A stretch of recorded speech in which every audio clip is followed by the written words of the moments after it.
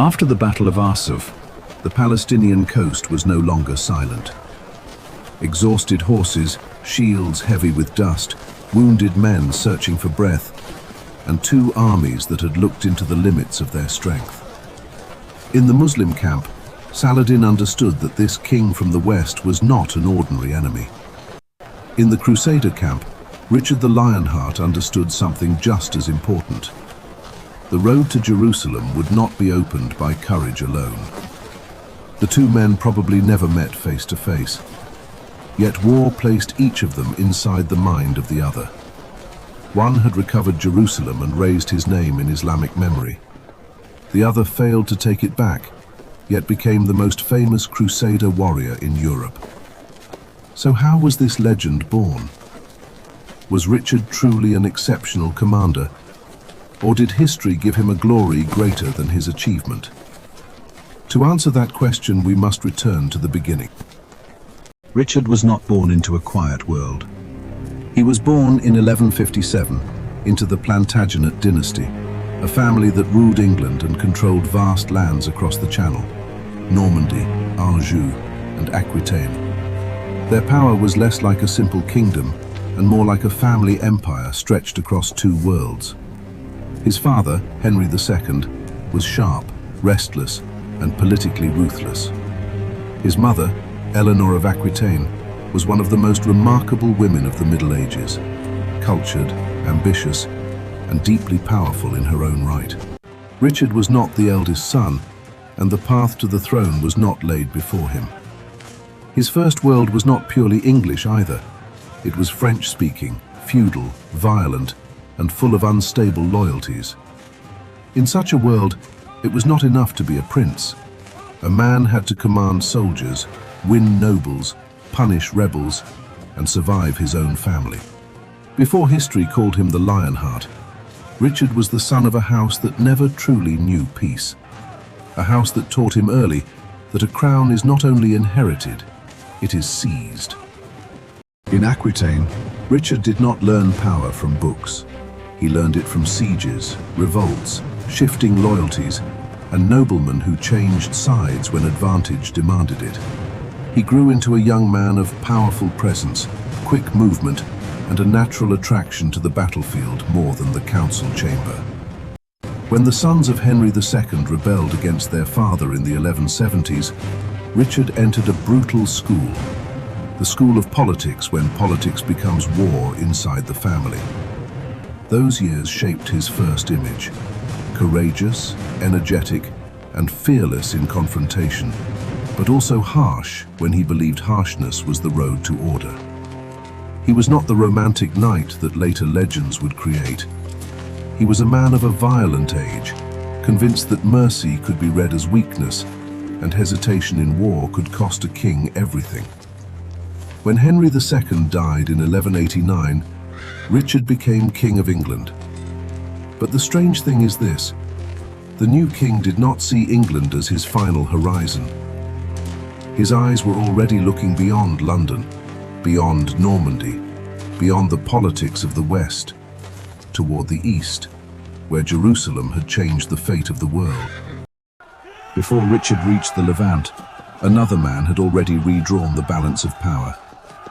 Salah al-Din Yusuf ibn Ayyub, known in the West as Saladin. Saladin was not merely a battlefield commander. He was a political and religious project. He sought to unite Egypt and Syria under one banner, because division had been the most dangerous weapon the Crusader states used against the Muslims. In 1187, that project reached its decisive moment. At Hattin, heat, thirst, smoke, collapsing ranks, and the fall of the true cross in Muslim hands turned a battle into a historical earthquake. Hattin was not just a defeat, it was the death of Crusader prestige in the interior of the Levant. Then Saladin entered Jerusalem, not simply as a conqueror taking a city, but as a ruler who understood its weight in Muslim belief and in the memory of the world. Across the Islamic world, the recovery of Jerusalem was a moment of long-awaited dignity. In Europe, it was a shock. The papacy called for a new crusade. Kings answered. Among them was Richard, the man who would become Saladin's most famous enemy. Richard was crowned King of England in 1189, but the crown did not keep him in England for long. From the beginning, his great project was the Third Crusade. To finance it, he needed money quickly. Taxes, offices sold, ships prepared, soldiers gathered, and a kingdom turned into a machine feeding a distant war. This point is essential to understanding Richard. In Western memory, he often appears as the ideal knight riding to recover a holy city. But in political reality, he was also a king using the resources of his realm for a war beyond its borders. That is why many historians separate Richard the Commander from Richard the Ruler. His military greatness does not automatically make him one of England's greatest administrative kings. He left the West carrying the image of a holy warrior. But before he could face Saladin, he would have to face the sea, unreliable allies, and his own dangerous pride. The road to the east was not a straight march toward Jerusalem. Emperor Frederick Barbarossa drowned in Anatolia, and much of the German hope dissolved with him. In Sicily, Richard entered political disputes that revealed his aggressive nature. Then, in Cyprus, he made a decision that may seem secondary at first, but it was strategically crucial. He took the island. Cyprus was not just a prize. It was a naval base close to the Syrian coast, a supply point that could serve the Crusaders for years. Here, we see Richard the strategist. He did not fight only with the sword. He understood ports, ships, logistics, and maritime power. In the wars of the Levant, a ship could matter more than a knight, and a harbor could matter more than a heroic charge. Yet success came with a price. His relationship with Philip II of France grew colder. His humiliation of Leopold of Austria at Acre would later return like a shadow. Before the great confrontation with Saladin even began, Richard had already created enemies within his own camp.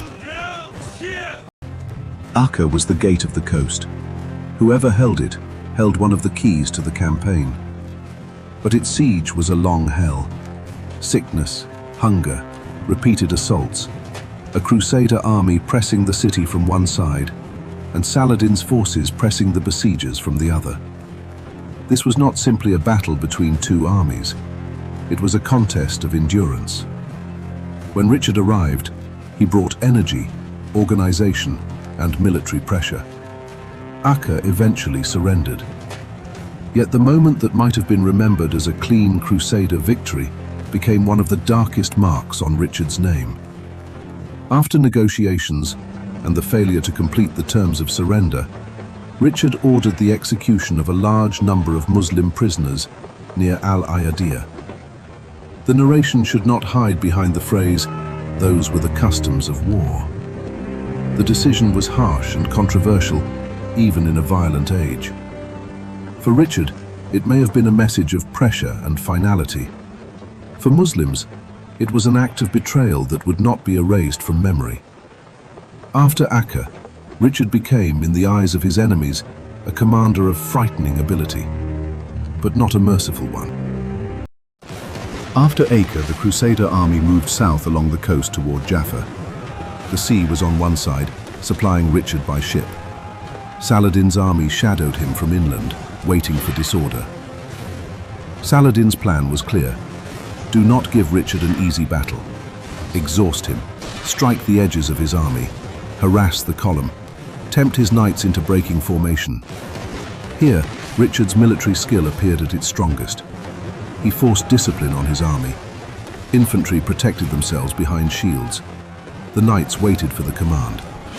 Arrows fell, pressure increased, and some of the Hospitallers wanted to charge immediately.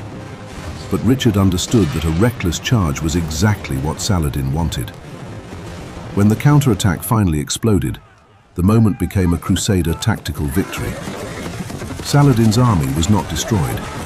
Jerusalem did not fall after Asaf. But the battle shattered an important idea. Saladin's army could be stopped in the open field if faced by a commander of exceptional discipline. From that moment, Richard's name had to be taken more seriously. After Arsuf and Jaffa, the great question stood before Richard. Should he advance on Jerusalem?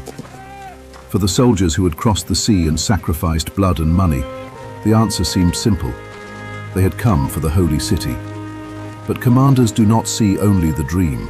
They see water, roads, storage, winter, disease, and the possibility of being trapped. Richard understood that entering Jerusalem was one problem, and holding Jerusalem was another problem entirely. If the Crusader army moved too far from the coast, it could lose its connection to ships and supplies. If it besieged the city and failed to take it quickly, it might find itself between hard walls and Saladin's army behind it. And even if it entered the city, did Richard have enough men to defend it after the crusading army returned home?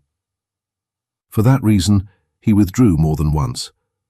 The decision was not heroic in the eyes of the most passionate crusaders, but it was realistic in the mind of a commander. Here, the tragedy reached its peak. The king who came for Jerusalem stood near it, then realized that taking it might be the beginning of disaster. The farther we move from an event, the larger the legends become. It is said that Saladin sent fruit and drink to Richard when he was ill. It is said that their respect resembled friendship. It is said that they were two perfect knights who fought by day and exchanged courtesies by night.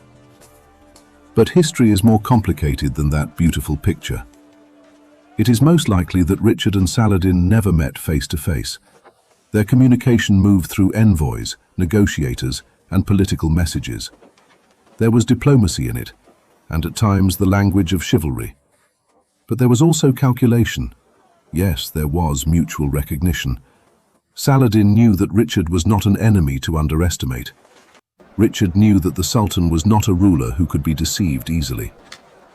But respect does not mean affection, and admiration for ability does not erase the fact that the war was about land, power, and sacred symbols. Even the proposal to marry Richard's sister to Al-Adil, Saladin's brother, appeared in the context of negotiation. It was never a realistic bridge between the two worlds. Between history and legend, the relationship between Richard and Saladin remains a mirror of a harsh age. Two great enemies, each aware of the other's worth. The Third Crusade ended with a settlement that satisfied neither dream completely. Jerusalem remained under Muslim rule, Christian pilgrims gained access, and the Crusader presence survived along the coast. For Richard, time was running out. His brother John was moving in England. Philip II was exploiting his absence in France. Richard decided to return. But the road home was more dangerous than he expected. Storms scattered his journey. He was forced to pass through hostile lands. He tried to disguise himself, but the man whose name had filled Europe was not easy to hide. He was captured near Vienna by Leopold of Austria, the same man Richard had humiliated earlier at Acre, then handed over to Emperor Henry VI. So the most famous king in Europe became a prisoner. Saladin had not defeated him in the field, yet Richard's European enemies brought him down through politics. England, the kingdom he had left for the war in the East, was now forced to pay a massive ransom for its absent king. When Richard was released and returned, he did not enter an age of peace. He returned to a world changed by his absence. Philip II had taken parts of his lands in France. John had shown that loyalty inside a royal family could collapse quickly before ambition. Richard forgave his brother, but he did not forget that a throne can be threatened from within as much as from without. The last years of his reign were spent less in England than in France. There he fought Philip, built fortresses, and tried to recover the prestige of the Plantagenets. Among the symbols of this period was Chateau Gaillard, a fortress that revealed another side of his military mind. Not only the charging knight, but the engineer who understood castles, rivers, and lines of defense. Yet these years raised the hardest question in Richard's legacy. If he was King of England, Why did he spend most of his reign away from it? Here the difference appears between the great commander and the great king. Richard won the fame of the sword, but he did not leave England the model of a resident ruler among his people. In 1199, Richard was not before the walls of Jerusalem. He was not facing Saladin. He was not fighting a great battle that would decide the fate of the Levant. He was at a small siege near the castle of Chalus in Aquitaine during one of his European disputes. There, a bolt from a crossbow struck his shoulder. At first, the wound seemed limited. A man who had survived the wars of the East, captivity, storms, emperors, and royal conspiracies, would not be frightened by one arrow. But the Middle Ages did not know the mercy of modern medicine. The wound became infected. The infection spread. The warrior, accustomed to danger, began a slow wait for death. Some accounts say Richard forgave the man who shot him, though details about the archer's name and fate differ. As with much in Richard's life, fact and legend began to mix.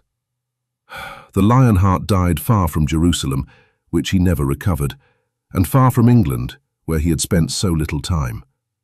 His ending seems to whisper a hard truth. The greatest warriors do not always fall in the greatest battles. Sometimes they fall in the forgotten margins of history. So what remains of Richard the Lionheart? In Western memory, he became a symbol of chivalry, courage, and Crusader glory. In Islamic memory, he was not a hero, but a dangerous enemy of Saladin, a commander of remarkable skill who came with a campaign that sought to take Jerusalem from Muslim rule. The historical truth stands between the two images. Richard was one of the greatest battlefield commanders of medieval Europe. But he did not recover Jerusalem. He did not defeat Saladin decisively. And his military brilliance does not automatically make him one of England's greatest kings. Saladin, on the other hand, kept Jerusalem, but he could not end the Crusader presence on the coast. Both men left the war without complete victory.